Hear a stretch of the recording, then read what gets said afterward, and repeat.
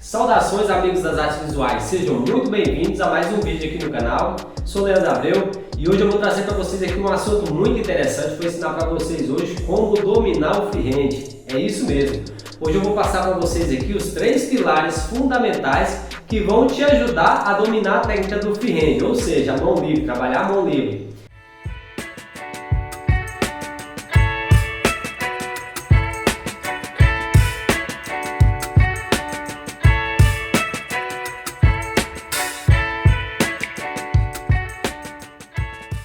Então é isso mesmo. Hoje eu vou passar para vocês aqui dicas valiosas e truques valiosos que eu utilizei em meus trabalhos e vão te ajudar a sair de trabalhos simples para trabalhos mais complexos. Mas antes da gente iniciar, você já sabe, né? Se inscreve aqui no canal, ativa as notificações para ser avisado de novos vídeos e se gostar do conteúdo, não esquece de deixar aquele like para ajudar no crescimento e no fortalecimento do canal. Dito isso, vamos iniciar. Vem comigo! Bem, galera, a gente sabe que o freehand é uma das técnicas mais complexas que tem na área da aerografia. A gente sabe que não é fácil dominar o aerógrafo. Quem está na caminhada aí já sabe do que eu estou falando, não é verdade? Mas se eu falar para você que se você não tiver uma orientação de alguém que já tem um bom resultado com o freehand, você pode até culpar o seu próprio equipamento por não conseguir extrair o máximo daquele equipamento. Então é interessante você realmente dominar o freehand, ter convicção de que o que você está fazendo está certo, para você não acabar desistindo de fazer a sua arte ou acabar culpando o seu equipamento pelo trabalho que você não está conseguindo fazer. Então por isso que eu preparei esse vídeo para vocês, para me tirar todas as suas dúvidas relacionadas ao freehand, para você ter convicção que você não está fazendo o processo de maneira errada, que você realmente está no caminho certo, ok? Bem, pessoal, então para a gente iniciar, eu vou transferir esse cenário para a tela aqui, para minha bancada aqui, para a gente fazer juntos aqui alguns testes aqui e eu exemplificar para vocês aqui, para ficar um pouco mais claro para a sua compreensão.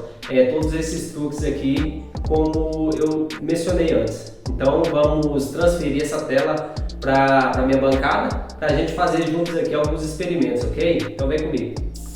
Bem, pessoal, primeiro pilar que eu vou explicar para vocês aqui vai ser o pilar da diluição da tinta.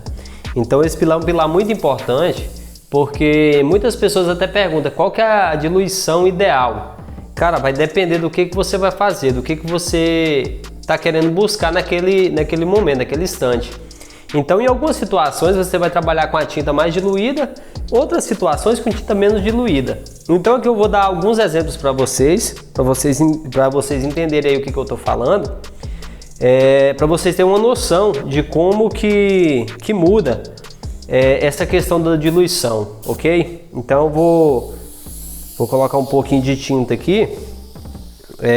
Essa tinta que eu estou usando aqui, primeiro eu vou fazer um teste para vocês verem com a tinta grossa, ela menos diluída, para vocês terem noção e eu vou explicar para vocês alguns macetes aqui para você conseguir ter a capacidade de você mesmo perceber quando a tinta está muito diluída, menos diluída, de acordo com o que você espera realizar com essa diluição, ok?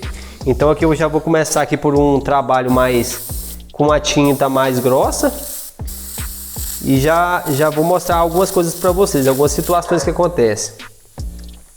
Então aqui, o que eu posso perceber?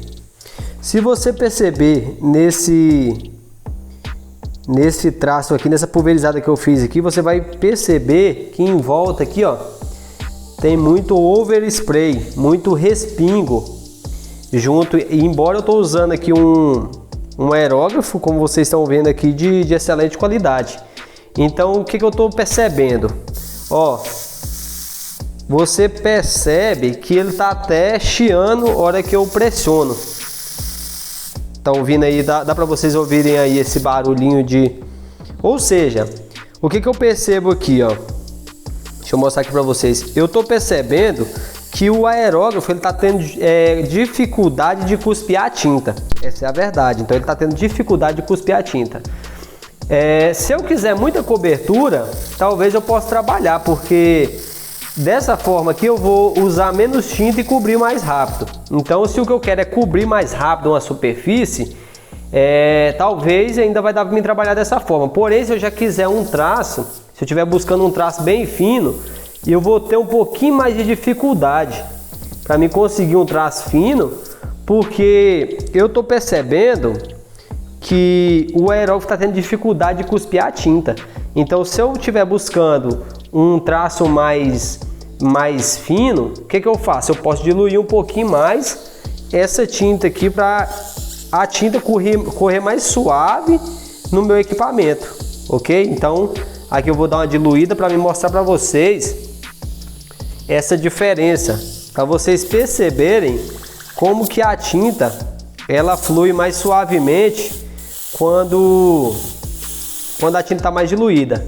Se você observar aqui, ó, você vai perceber que até aquele barulhinho que tava fazendo de chieira no aerógrafo não tá tendo. Esse aqui é só mesmo o barulho do vento do aerógrafo. Então eu já vi que até a toada do meu aerógrafo mudou aqui, ok? Então aí o que eu tô percebendo agora, ó? Percebe que a tinta tá fluindo com mais suavidade, menos respingo. Se você observar, você vai perceber que tem menos respingo do que tinha desse outro lado aqui, ó, onde eu fiz aqueles testes. Então já melhorou nesse sentido, ok? E aí o que eu posso fazer? Como a tinta já está correndo mais fluido, eu consigo o traço mais preciso. Ó, se você perceber, ó, os traços aqui já fica mais fácil eu conseguir traço mais preciso. Porém, tem algumas situações que vão contribuir, que são as outras situações dos outros dois pilares, que foi o que eu acabei de falar para vocês aqui. Conforme eu for falando sobre esses três pilares, um vai complementar a fala do outro. Então, os outros pilares vão ser mais claros nessa questão. Agora eu vou fazer um teste aqui para vocês com a tinta muito diluída, para vocês terem noção do que acontece também na outra situação, porque eu mostrei para vocês aqui que com ela pouco diluída você vai ter mais dificuldade dela correr no seu equipamento de aerografia. E o que acontece quando ela está muito diluída? Então aqui agora eu coloquei uma diluição bem alta aqui, sei lá, uns 1000%, acho que eu posso falar que é uns 1000%. Então o que vai acontecer? Ó, então vamos lá. Aqui eu deixei a tinta bem diluída para me mostrar para vocês. Provavelmente é certo que agora vai correr muito suave, porque tá muito líquido. Eu diluí bastante, eu exagerei na diluição para vocês verem a diferença. Então vamos lá, vamos ver o que vai acontecer. Ó, o que eu percebo? Tá correndo bem suave, tá muito suave a tinta aqui. Porém, tem um problema. Se eu quiser um traço bem fino, eu vou ter que aproximar o meu aerógrafo da superfície. Mas quando a tinta está muito diluída, nesse caso aqui ainda não está muito evidente para vocês, porque aqui é papel e o papel ele absorve. Mas se for uma superfície rígida, ele vai escorrer a tinta, porque está muito diluída. E outro problema também, se vocês observar nessa ilustração aqui, nesses riscos que eu fiz aqui, ó, você vai perceber que tem um risco, mas ele está muito fraco.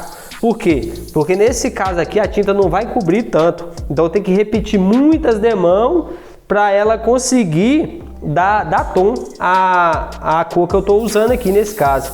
Então nesse caso aqui, o que eu percebo? Que está muito diluído. Então eu perco a cobertura.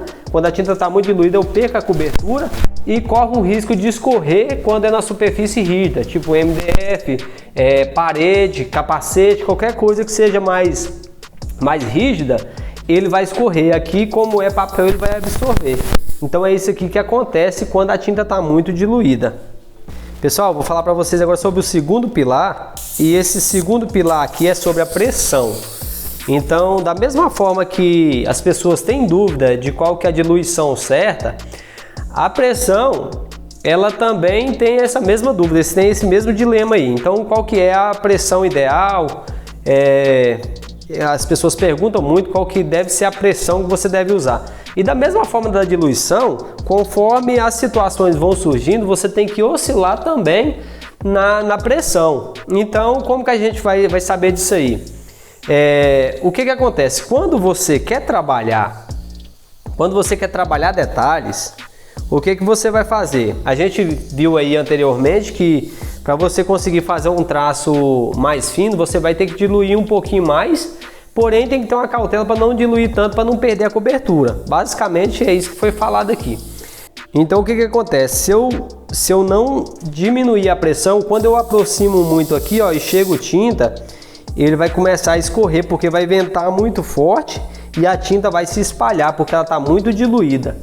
Então basicamente o assunto da pressão é, quando você quer um traço muito fino, o que você vai fazer? Você vai diluir um pouco mais a tinta, diminuir a pressão para você conseguir fazer traço mais fino. Quando você quer mais cobertura, você aumenta mais a pressão, deixa a tinta um pouco mais grossa, não tão grossa demais, mas um pouco mais grossa, e trabalha um pouco mais distante também.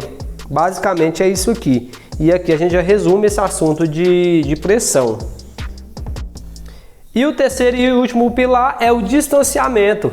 Esse é um pilar que também, como eu disse anteriormente, está ligado aos outros dois pilares. Por quê? Porque essas três coisas, esses três pilares têm que andar junto, a pressão, diluição e distanciamento. Então o que eu vou fazer aqui agora? Como eu já sei que para mim fazer um traço mais fino eu vou ter que diluir mais a tinta e diminuir a pressão, agora eu fico livre para me aproximar mais o aerógrafo da superfície. Por quê? Porque eu sei que a tinta vai fluir suavemente e eu sei que ela não vai escorrer aqui porque eu abaixei a pressão. Então esses são os três pilares que tem que andar junto para você realmente conseguir dominar o freehand. E muitas das vezes, pessoal, você pode pensar que o defeito do seu traço está no seu equipamento, mas muitas das vezes não é. Muitas das vezes é só mesmo a diluição e a pressão que você está utilizando.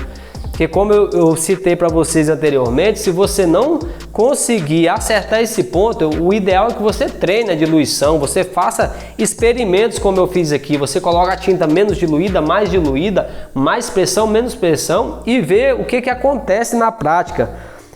Com essas oscilações para você entender e absorver aí o conhecimento de saber qual a diluição certa, a pressão certa e distanciamento certo para você usar em cada situação. Na área de cobertura, o que você vai fazer? Você deixou a tinta menos diluída e automaticamente colocou mais pressão. Você vai distanciar mais a mão e trabalhar mais com cobertura de longe. Então é basicamente isso. Para você conseguir cobertura e conseguir também precisão nos seus traços. É basicamente isso aí. Bem, meus amigos, era isso que eu queria deixar aqui para vocês hoje. Eu espero que esse vídeo possa contribuir com o seu crescimento, seu desenvolvimento. Se ficar dúvida, deixa aqui no comentário. Não esquece de deixar aquele like. E não se esqueça, a prática leva à perfeição, pessoal. Treine bastante, faça os seus experimentos. Eu recomendo que você tenha o seu laboratório aí de testes. Você arrume um espaço aí na sua casa, caso você não tenha o seu ateliê ainda, arrume um espaço separado para você fazer seus testes e experimentos, para você conseguir absorver tudo isso que foi falado aqui, ok? Então um abraço a todos e até a próxima, valeu!